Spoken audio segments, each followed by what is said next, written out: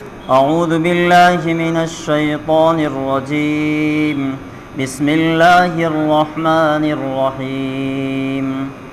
وما أرسلنا من قبلك إلا رجالا نوحي إليهم من أهل القرى أفلم يسيروا في الأرض فينظروا كيف كان عاقبة الذين من قبلهم ولدار الآخرة خير للذين اتقوا ولدار الآخرة خير للذين اتقوا أفلا تعقلون. حتى إذا استيأس الرسل وظنوا أنهم قد كذبوا جاءهم نصرنا فنجي من نشاء ولا يرد بأسنا عن القوم المجرمين. لقد كان في قصصهم عبرة لأولي الألباب ما كان حديثا يفترى ولكن تصديق الذي بين يديه وتفصيل كل شيء وهدى ورحمة لقوم يؤمنون. اور ہم نے تم سے پہلے جو رسول بھیجے وہ سب مختلف بستیوں میں بسنے والے انسان ہی تھے جن پر ہم وحی بھیجتے تھے. تو کیا ان لوگوں نے زمین میں چل پھر کر یہ نہیں دیکھا کہ ان سے پہلے کی قوموں کا انجام کیسا ہوا؟ اور آخرت کا گھر یقیناً ان لوگوں کے لیے کہیں بہتر ہے جنہوں نے تقوی اختیار کیا. کیا پھر بھی تم عقل سے کام نہیں لیتے؟ پچھلے انبیاء کے ساتھ بھی یہی ہوا کہ ان کی قوموں پر عذاب آنے میں کچھ دیر لگی، یہاں تک کہ جب پیغمبر لوگوں سے مایوس ہو گئے اور کافر لوگ یہ سمجھنے لگے کہ انہیں جھوٹی دھمکیاں دی گئی تھی تو ان پیغمبروں کے پاس ہماری مدد پہنچ گئی، یعنی کافروں پر عذاب آیا اور جن کو ہم چاہتے تھے ان کو بچا لیا گیا، اور جو لوگ مجرم تھے ان سے عذاب کو ٹالا نہیں جا سکتا. یقیناً ان واقعات میں عقل دانش مندی رکھنے والوں کے لیے بڑا عبرت کا سامان ہے. یہ کوئی ایسی بات نہیں ہے جو جھوٹ موٹ گل لی گئی ہو، بلکہ اس سے پہلے جو کتابیں آ چکی ہیں ان کی تصدیق ہے اور ہر بات کی وضاحت، اور جو لوگ ایمان لائے ان کے لیے ہدایت اور رحمت کا سامان ہے. ان آیتوں میں 3 چیزیں سمجھنے کی ہے کہ مکہ کے کافر یہ کہتے تھے اور اللہ کے نبی صلی اللہ علیہ وسلم کو یہ بتا دیا گیا کہ یہ لوگ آپ کو اس بات کا طعنہ دیتے ہیں کہ اگر نبی ہوتے اور نبی بھیجے جاوے تو انسانوں میں نہ بھیجے جائے بلکہ فرشتوں کو بنا کے بھیجا جاوے. نبی اور رسول تو فرشتے بن کر کے آوے، یہ تو ہمارے ہی انسانوں میں سے ایک انسان کو نبی بنا کر بھیج دیا گیا. تو اللہ تعالیٰ نے اپنے نبی کو فرمایا کہ اگر یہ کفار، یہ مشرک اگر یہ کہتے ہیں کہ نبی فرشتے ہونے چاہیے، انسان نہ ہونے چاہیے، تو ان کو یہ بتا دو کہ اس سے پہلے جتنے نبیوں کو ہم نے شہروں میں بھیجا ہے تو وہ سب کے سب انسان تھے، کوئی فرشتے نہیں تھے. وہ کھانے والے، پینے والے، چلنے والے، بازاروں میں جانے والے، وہ سب انسان تھے اور انسان بن کر کے انسانوں کی جنس ہو کر کے ہی دنیا میں آئے ہیں، اور ہم نے ان انسانوں کے اندر سے پیغمبر بنائے ہیں. اور اگر تم کہتے ہو کہ فرشتے، تو فرشتے نہ کھاتے ہیں نہ پیتے ہیں، ان کا تو کام ہے لٹ لو اور مارو، ان کا یہ کام ہے. اللہ تعالیٰ نے نظام یہ چلایا ہے کہ فرشتوں کو اگر پیغمبر بنا کر انسانوں کے لیے بھیج دیتے تو فرشتے صبر نہ کر سکتے. جیسے ہی نافرمانی کرتا انسان تو فرشتہ تو اللہ کے حکم پر پٹائی کر دیتا. تو اچھا مان لو کہ ہم نے پیغمبر انسان بنا کر بھیجے ہیں، ہم نے پیغمبروں کو نبی بنا کے نہیں بھیجا، فرشتوں کو پیغمبر بنا کے نہیں بھیجا. اگر فرشتے آتے تو جبرائیل تو صرف ایک پر سے قوم لوط کو اٹھا کر آسمان پہ لگے تھے. تو پھر اگر تم بھی اگر کفار قریش مشرکین اگر یہ چاہتے ہو کہ پیغمبر انسانوں میں آنے کی بجائے فرشتے بن کر کے آتے تو تم تو زندہ نہ رہتے، ختم ہو جاتے کب کے۔ اس لیے اللہ کے نبی صلی اللہ علیہ وسلم کو یہ بات کہی جا رہی ہے، اگر یہ آپ کو تانا دے رہے، آپ کو گیلا و شکوہ کر رہے کہ فرشتوں کو پیغمبر بنا کر کیوں نہیں بھیجا، انسانوں میں سے بنا کر کے آئے، تو ان کو یہ جواب دے دو کہ پچھلی جتنی قوموں میں پیغمبر ہم نے جو بھیجے ہیں وہ سارے کے سارے پیغمبر انسان بن کر کے آئے ہیں، اور وہ کھاتے بھی تھے، پیتے بھی تھے، بازاروں میں جاتے تھے، وہ مل جل بھی کرتے تھے، ان کا سب کام کاج ہوتا تھا۔ اس لیے ہم نے انسانوں کے اندر سے انسان بنا کر پیغمبر بنا کر بھیجے ہیں۔ دوسری چیز ان کو یہ بھی بتا دو، کیا تم اتنی عقل یا اتنی سمجھ نہیں رکھتے کہ افلم یسیروا فی الارض، کہ جاؤ اور ان علاقوں میں جا کے گھوم کے دیکھ کر کے آؤ کہ وہاں ان قوموں کے ساتھ جو اللہ کی طرف سے عذاب آئے تھے ان کے ساتھ آج بھی ان کے نشانات موجود ہیں، ان کے خنڈرات موجود ہیں، وہاں جا کر کے دیکھ کر کے آؤ۔ ان خنڈرات کو دیکھنے سے بھی عبرت مل جائے گی کہ اگر انبیاء اور انبیاء کی گستاخی اور ان کی تعلیم کی اور ان کی رسالت و توحید کا انکار کرو گے تو پچھلے انبیاء کی قوموں کے ساتھ، ان قوموں نے جو انبیاء کے ساتھ کیا تھا وہ بھی تمہارے ساتھ ہو سکتا ہے۔ اس لیے اللہ تعالیٰ نے پچھلے انبیاء کے واقعات اور ان کی قوموں کے واقعات مفصل قرآن مجید میں تفصیل سے بیان کر دیا۔ قرآن مجید میں اللہ تعالیٰ فرماتے ہیں أَلَمْ تَرَ كَيْفَ فَعَلَ رَبُّكَ بِعَادٍ إِرَمَ ذَاتِ الْعِمَادِ الَّتِي لَمْ يُخْلَقْ مِثْلُهَا فِي الْبِلَادِ وَثَمُودَ الَّذِينَ جَابُوا الصَّخْرَ بِالْوَادِ وَفِرْعَوْنَ ذِي الْأَوْتَادِ الَّذِينَ طَغَوْا فِي الْبِلَادِ فَأَكْثَرُوا فِيهَا الْفَسَادَ فَصَبَّ عَلَيْهِمْ رَبُّكَ صَوْتَ عَذَابٍ۔ اللہ فرماتے ہم نے قوم عاد کو ختم کیا، قوم سمود کو ختم کیا، قوم فرعون کو ختم کیا، نمرود کو ختم کیا، شداد کو ختم کیا، حامان کو ختم کیا، قارون کو ختم کیا، اور اس زمانے میں جو بھی ایسی قوم آئی تھی جنہوں نے نبیوں کو جھٹلایا تھا، ہم نے ان سب کے ساتھ دردناک عذاب دیا ہے۔ ہم نے ان کو چھوڑا نہیں ہے۔ پہلے تو انبیاء نے ان کو سمجھایا کہ اے قوم، اے میری قوم، تم سمجھ جاؤ، نیک بن جاؤ، ایمان لے آؤ، اللہ کی پرستش کرو، اگر تم نہیں مانو گے تو پھر اللہ کا عذاب آئے گا۔ تو وہ یہ کہتے تھے کہ انبیاء تو ہم کو دھمکیاں دیتے کہ اللہ کا عذاب تو آتا نہیں ہے، دکھائی تو دیتا نہیں ہے۔ اللہ فرماتے جب اچانک ہمارے عذاب کا کوڑا ان پر برسا تو سب پتہ چل گیا کہ اللہ کا عذاب کیسا ہوتا ہے۔ اسی لیے اللہ تعالیٰ نے قوم فرعون کے اوپر نوح علیہ السلام کو بھیجا، قوم نوح کے اندر نوح علیہ السلام کو بھیجا، 950 سال تک سمجھایا، ٹس سے مس نہ ہوئے، یہاں تک کہ نوح علیہ السلام راستے سے جاتے تھے تو اتنا پتھر مارتے تھے کہ وہ جیت جاتے تھے اور پورے پتھر میں ڈب جایا کرتے تھے، اتنا نوح علیہ السلام کو مارا گیا۔ 950 سال سمجھانے کے بعد نہ سمجھے تو 80 یا 82 لوگ صرف مسلمان لے آئے اور پوری قوم گمراہی اور نافرمانی میں تلی ہوئی تھی۔ تو آخر میں نوح علیہ السلام نے بد دعا کر دی کہ اللہ تو اپنے عذاب کو بھیج دے اور ان کو ختم فرما دے۔ تو کتابوں میں لکھا ہے کہ 7 دن اور 7 رات مسلسل بارش ہوتی رہی، زمین کے اندر سے پانی، ان کے گھروں سے پانی، کنویں میں سے پانی، تندور میں سے پانی، آسمان سے بارش، اور بارش بھی اتنی سخت ہوتی تھی کہ رکنے کا نام نہیں لیتی تھی، اور پوری زمین پر پانی ہی نظر آتا تھا۔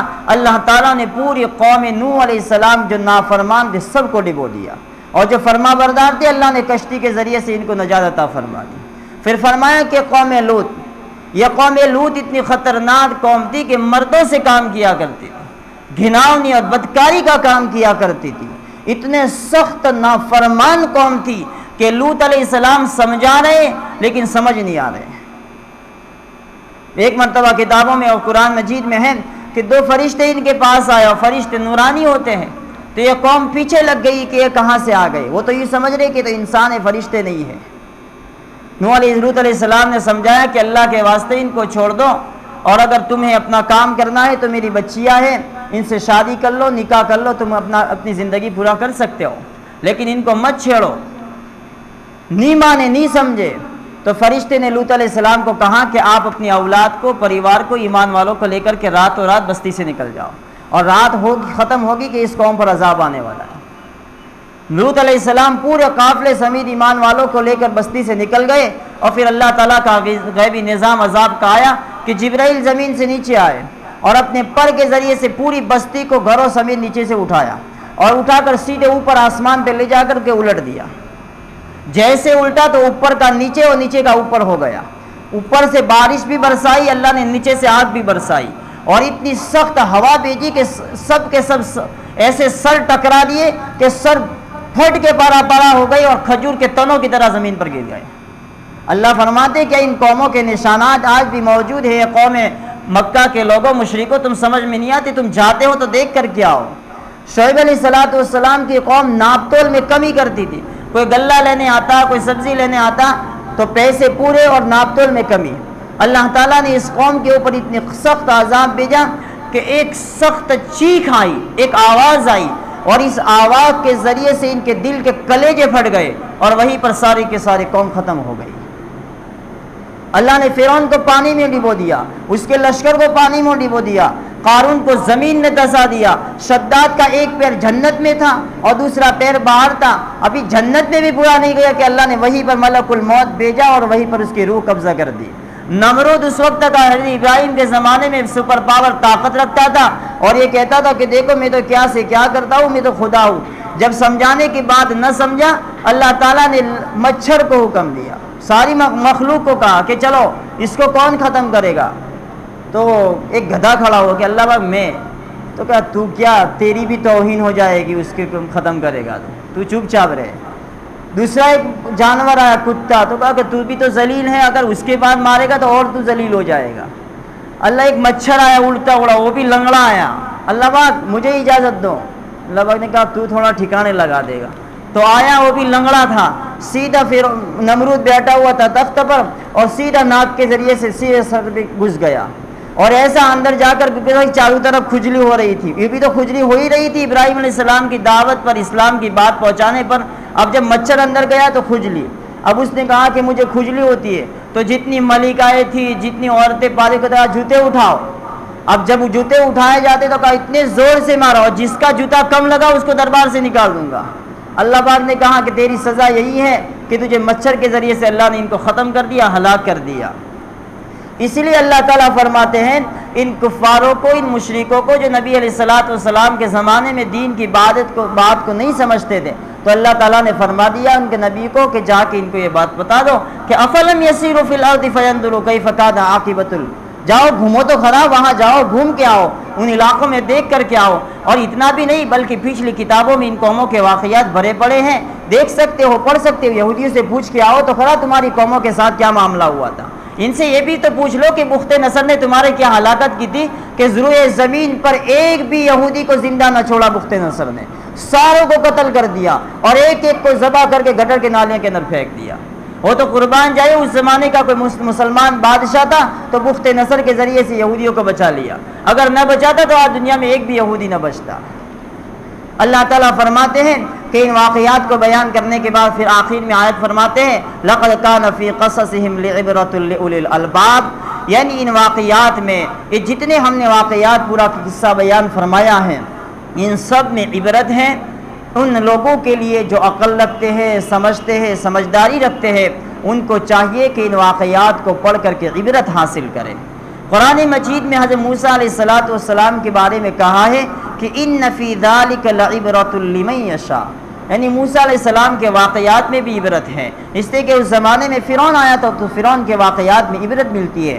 جناب رسول اللہ صلی اللہ علیہ وسلم کے زمانے کے اندر واقعات پیش آئے, ان واقعات میں بھی عبرت ہے. حضرت یوسف علیہ السلام کے واقعات پڑھ کے دیکھتے ہیں کہاں سے کیا ہوا, کس طریقے سے زندگی گزاری اور کس تخت شاہی پر آ گئے, تو یہ سب واقعات عبرت ہے سمجھنے والوں کے لیے. فرمایا کہ چند عبرت ہے ان لوگوں کے لیے جو عبرت حاصل کرے. بادشاہوں کے لیے عبرت, بادشاہوں کے لیے عبرت یہ ہے کہ جب تم کو بادشاہت مل جاوے تو امیر اور غریب میں فرق واضح نہ ہو.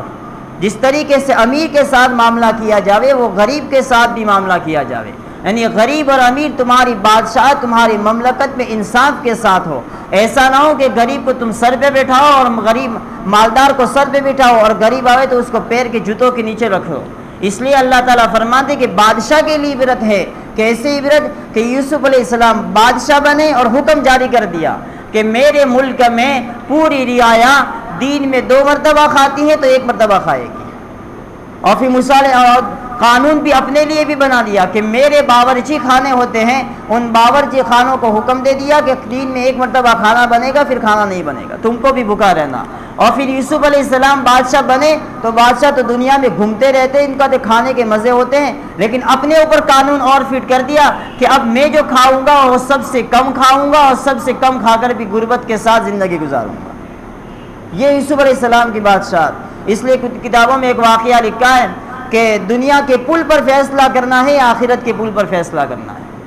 محمد شاہ مکران کا ایک بہت بڑا بادشاہ گزرا ہے۔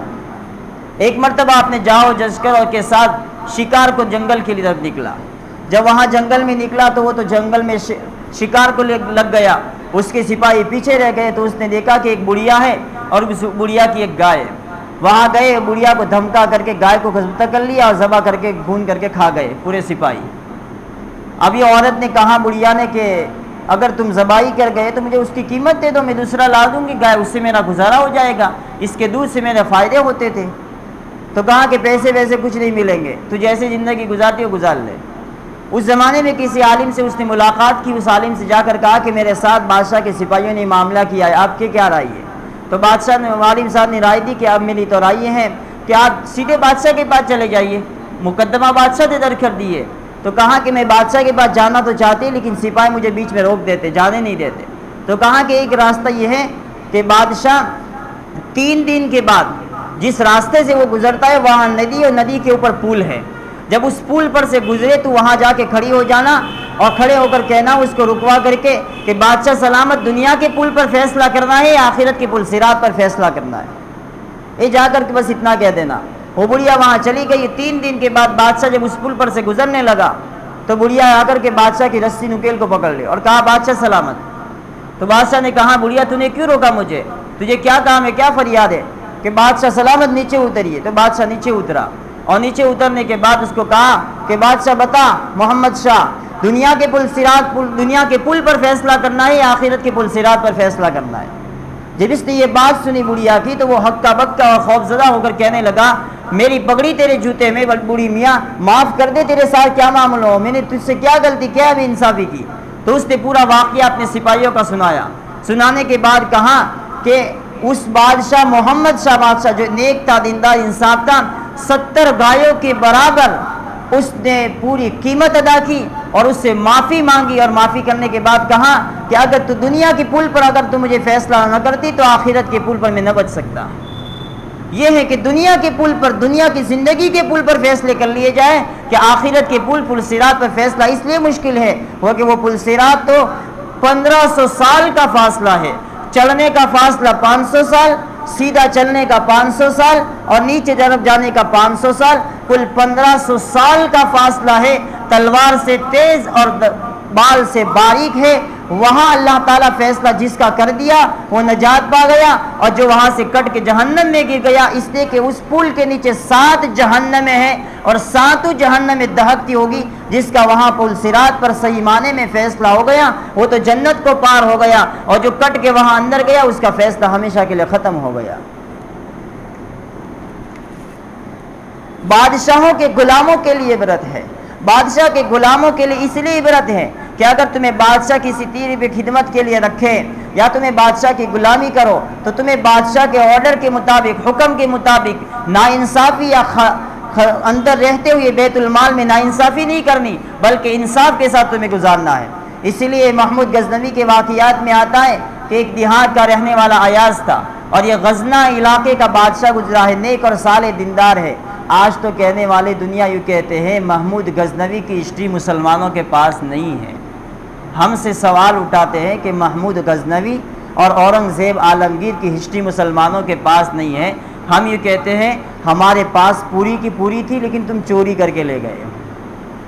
تمہارے ہی ولبھ بھائی پٹیل کو پوچھ لیتے، جس وقت ملک کے قانون بنائے جا رہے تھے اس وقت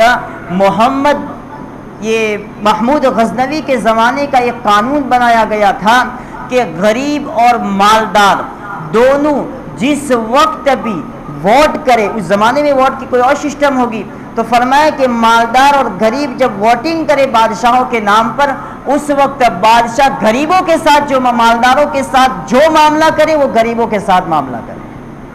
اس وقت سردار ولبھ بھائی پٹیل پارلیمنٹ میں کھڑے ہو کر کے، گاندھی جی بیٹھا ہوا تھا، مولانا ابوالکلام آزاد بیٹھے ہوئے تھے، بڑے بڑے ہمارے علماء کرام بیٹھے تھے، مولانا حفظ الرحمان سیہاروی، آج بھی پارلیمنٹ کی دیواروں کے اوپر مولانا حفظ الرحمان سیہاروی کا نام لکھا ہوا ہے۔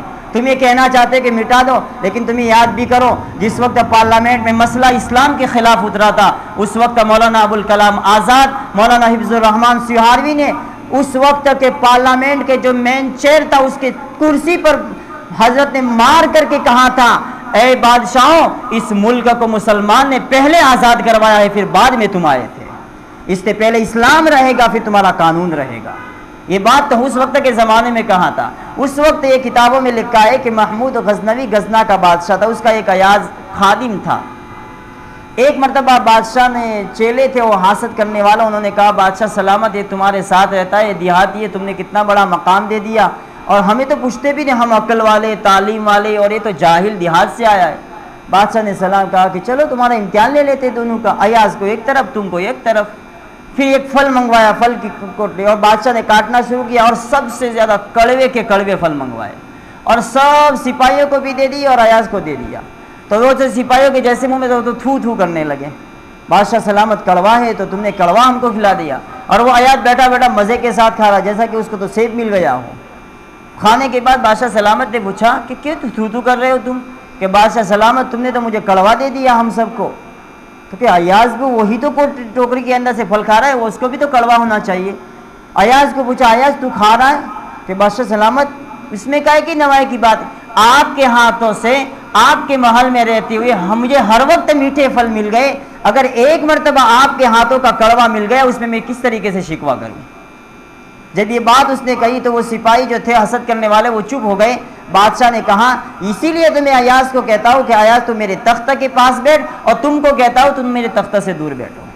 یہ میرے احسان تلے رہنے کے بعد شکر گزار رہتا ہے، اور تم پر جتنے بھی احسان کرتا ہوں اتنے تم ناشکرے بنتے جاتے ہو۔ اس نے بادشاہ کے غلاموں کو یہ کہہ دیا کہ بادشاہ جس حال میں رکھے اس حال میں خوش رہا کرو، ویسے ہمیں بھی سبق ہے کہ اللہ ہمیں جس حال میں بھی رکھے ہم بھی خوش رہا کریں۔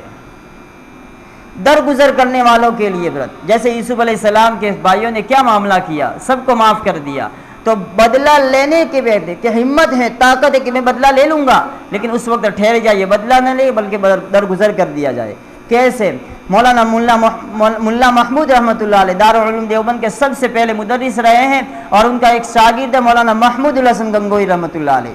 فرمایا کتابوں میں کہ یہ بہت بڑے نیک اور اتنے متقی تھے کہ لکڑیاں چننے کے لیے جنگل میں جاتے تھے اور خود محنت کی لا کر بیچتے تھے اور اس پیسوں کا کماتے تھے، اور ماہانے میں وہ ڈبی میں پیسے جمع کرتے تھے، اور پیسوں کو جمع کر کے ماہانہ آخری مہینے میں تمام مدرسے کے اساتذہ کی دعوت کرتے تھے، اور اساتذہ یہ فرماتے تھے جس دن ہم ملا محمود رحمۃ اللہ علیہ کے کھانا کھا لیتے تھے ہمیں 40 دن تک اللہ تہجد کی توفیق عطا فرماتا تھا، ان کے کھانے کی اتنی برکت ہوا کرتی تھی۔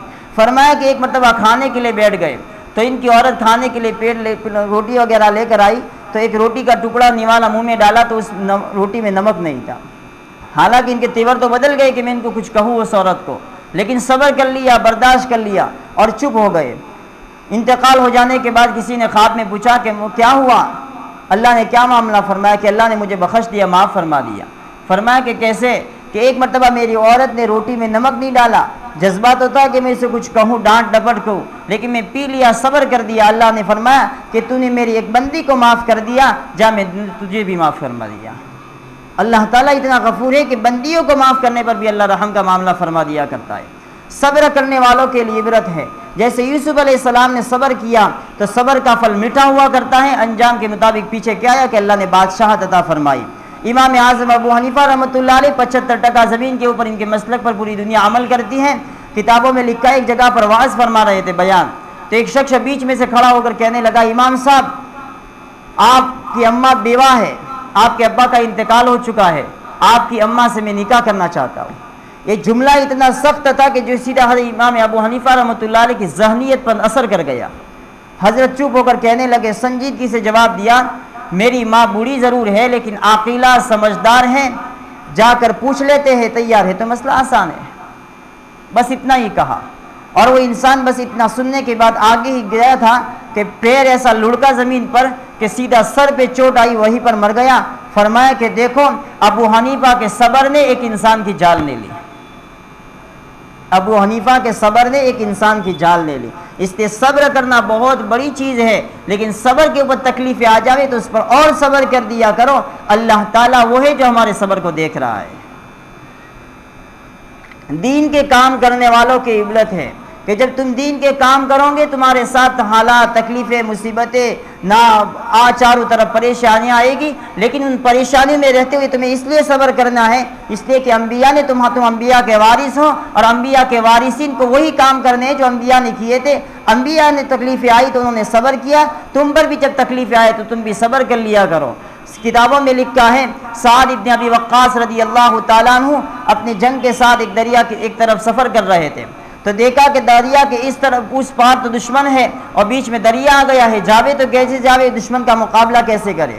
تو انہوں نے حتم الفیصلام فیصلہ کر دیا کہ اپنے گھوڑوں سمیت دریا کے اندر ڈال دو، اللہ تعالیٰ ہمارا حامی اور مددگار ہے، ہمیں اس پار سے اس پار لگا دیا۔ سعد ابن ابی وقاص کے اس حکم پر پوری فوج، پورے صحابہ کے لشکر نے پورا کا پورا دریا کو پار کر دیا، اور دریا پار ہو گیا تو سعد ابن وقاص نے پھر ایک مرتبہ پوچھا کہ بتاؤ تم میں سے کسی کے کوئی چیز دریا میں گر گئی ہے؟ تو ایک صحابی نے فرمایا کہ میرا ایک لکڑی کا پیالہ تھا وہ گر گیا ہے۔ تو سعد ابن ابی وقاص نے اس دریا کی طرف اشارہ کر کے کہا کہ محمد کے غلام ہیں، گربار سے جدا ہو کر کے نکل چکے ہیں، اے موج، اے دریا تو اس کا لکڑی کا پیالہ واپس کر دے۔ ابھی وقت بھی نہ گزرا تھا کہ ایک موج سخت سے آئی اور وہ لکڑی کا پیالہ سیدھا کنارے پہ آ گئی۔ اس کو ہم کہتے تھے لگاتا تھا تو جب نعرہ تو خیبر توڑ دیتا تھا، لگاتا تھا تو نعرہ تو خیبر توڑ دیتا تھا، حکم دیتا تھا دریا کو بھی تو رستہ چھوڑ دیتا تھا۔ صحابہ کا مزاج یہ تھا کہ وہ تو دریا کو اشارہ کرتے راستے بن گئے، وہ تو ایسے علاقوں میں ملکوں میں گئے کہ سامنے دشمن کا علاقہ تھا۔ خالد بن ولید کے بارے میں آتا ہے کہ ایک مرتبہ پیغام ملا کہ 1,00,000 دشمنوں کا قافلہ ہے، تو ان کو فرمایا کہ تم لے کے چلو، کہا کہ مجھے 60 دے دو، میں آ جاتا ہوں نمٹا کر کے۔ تو کہنے والوں نے کہا کہ نہیں 60 نہیں 60,000 لے جاؤ، وہ 1,00,000 ہے۔ تو کہ نہیں 60 نہیں، مجھے تو 60,000 نہیں 60 لے جانے۔ تو خالد ابن ولید 60 صحابہ کو لے کر کے گئے اور تھوڑے ہی وقت کے اندر 1,00,000 کافر کے لشکر کو 60 صحابہ نے اس طرح سے ادھر زیر و زبر کر دیا۔ ان کے اوپر مدد جب اللہ کی آئی تو اللہ کی مدد کی نظر میں وہ معاملہ ہوا کہ صحابہ نے غیبی آسمان سے اللہ کی مدد دیکھی۔ غزوہ مؤتہ کے زمانے میں 3 صحابہ کو اللہ کے نبی نے بنایا تھا امیر، اور کہا تھا کہ جب یہ شہید ہو جاوے تو ان کو امیر بنانا، وہ شہید ہو جاوے تو ان کو امیر بنانا، مجھے نام یاد نہیں ہے، ایک تو عبد الرحمن ہے، پھر شاید میرے گمان سے جعفر طیار بھی ہے، اور آخر میں عبداللہ ابن رواحہ ہے۔ یہ 3 صحابہ کو کہہ دیا تھا۔ پھر فرمایا کہ اگر یہ تینوں شہید ہو جاوے تو ان 3 کے بعد پورے لشکر میں سے جس کو چاہے تم امیر بنا دینا۔ اب پہلے صحابہ نے جنگ لڑنا شروع کی امیر کی اطاعت کے ساتھ، تو پہلے صحابی شہید ہو گئے۔ جب دوسرے نمبر کی باری آئی جعفر طیار، تو جعفر طیار نے تو اللہ کے نبی کے چچا کے رشتے میں تھے، تو انہوں نے ایک ہاتھ کٹ گیا تو دوسرے ہاتھ سے جھنڈا اٹھا لیا، یہاں کا بازو اٹھا لیا تو سینے سے دبا کر کے رکھ دیا، آخر میں جا کر وہ بھی جام شہادت پی گئے۔ یہ وہ جعفر صحابی ہیں جو 33 سال کی عمر میں اپنی عورت سے جدا ہو کر کے جام شہادت پی گئے، اور اللہ کے نبی کو پتہ چلا کہاں؟ مدینے میں، یہاں مؤتہ ہے اور وہاں مدینہ کئی کلومیٹر کا فاصلہ ہے۔ اللہ کے نبی نے فرمایا جعفر طیار کو اللہ تعالیٰ نے جنت میں پر دیے ہیں، وہ جنت کے پروں کے ذریعے سے جنت میں اڑ رہا ہے۔ اور اتنا غم اور اتنا صدمہ پہنچا کہ 3 چھوٹے چھوٹے بچے تھے، عبداللہ، محمد اور اون، ان کے گھر گئے، ان کو تسلی اور کہا کہ صبر کرو، صبر کا پھل میٹھا ہوا کرتا ہے۔ تیسرے نمبر کے صحابی کا انتقال عبداللہ ابن رواحہ کا ہو چکا۔ ان کا انتقال کے بعد صحابہ نے طے کیا کہ خالد ابن ولید کو لشکر کا امیر بنا دیا جائے۔ خالد ابن ولید رضی اللہ تعالیٰ عنہ نے امیر بننے کے بعد اس سے اتنا سخت مقابلہ کیا کہ 8 تلواریں توڑ دی، 8 تلواریں توڑ کے دشمن کو ختم کر دیا، اور جب آخر میں باری 9ویں اٹھائی تو دشمن سمجھ گئے اب 9ویں ہے، یہاں سے بھاگ اٹھو، اور خالد ابن ولید کسی کو بچنے نہیں چھوڑے گا۔ اس 9ویں تلوار پر اللہ تعالیٰ نے خالد بن ولید کے ہاتھ فتح عطا فرما دی۔ اس لیے ہمیں محنت کرنی ہے، مشقت اور صبر کے ساتھ چلنا ہے اور دین کی محنت کرتے ہوئے نکل جانا ہے۔ جیسے صحابہ کی مدد فرشتوں کی نصرت کے ساتھ دیکھی ہے، ایسے اللہ تعالیٰ اس امت کے ساتھ دین کی مدد اور نصرت کے ساتھ وہی معاملہ کرے گا۔ وہ خدا آج بھی موجود ہے جس زمانے میں محمد رسول اللہ صلی اللہ علیہ وسلم زمانے میں موجود تھا۔ اللہ تعالیٰ ہمیں ان باتوں پہ عمل کی توفیق عطا فرمائے اور ہمیں ان واقعات سے پڑھ کر کے ہمیں اپنی زندگی کو بدلنے کی توفیق عطا فرمائے۔ اللہم صلی علی سیدنا مولانا محمد وعلی آل سیدنا مولانا محمد مبارک وسلم۔ اے اللہ ہم سب کے گناہوں کو معاف فرما، ہمارے خطاؤں کو درگزر فرما، ہم پہ رحم کا، کرم کا، عفو کا، درگزر کا معاملہ فرما، عافیت کا معاملہ فرما۔ ہم نے جو مانگا وہ بھی عطا فرما، جو مانگنے سے رہ گیا وہ بھی عطا فرما۔ اے اللہ جتنوں نے دعاؤں کے لیے کہا یا ہم پر حق بنتا ہے ان تمام کی جائز مرادوں کو، تمناؤں کو پوری فرما، تمام کی تکلیف مصیبتوں کو دور فرما۔ ہماری دعا کو جناب رسول اللہ صلی اللہ علیہ وسلم کی دعاؤں میں شامل فرما، تمام روزے داروں کی دعاؤں میں حصہ عطا فرما۔ اے اللہ زائرین عمرہ کی دعاؤں میں حصہ عطا فرما۔ حرمین شریفین میں دعا کرنے والے ہمارے اکابر اسلاف اور بزرگان دین کی دعاؤں میں حصہ عطا فرما۔ ہم سب کو نیکی تقوی پر زندگی گزارنے کی توفیق عطا فرما، اور جب تک ہم دنیا میں باقی رہے تب تک اسلام پر عطا فرمانا، اور جب دنیا سے جاویں ہمیں کلمہ شہادت کی موت اور شہادت کی موت عطا فرما کر ہمیں تیرے پاس رضامندی کے ساتھ بلا دینا۔ یا رب صلی وسلم دائما ابدا علی حبیبک خیر الخلق کلہم، جزا اللہ عنا محمدا ما هو اہلہ برحمتک یا ارحم الراحمین۔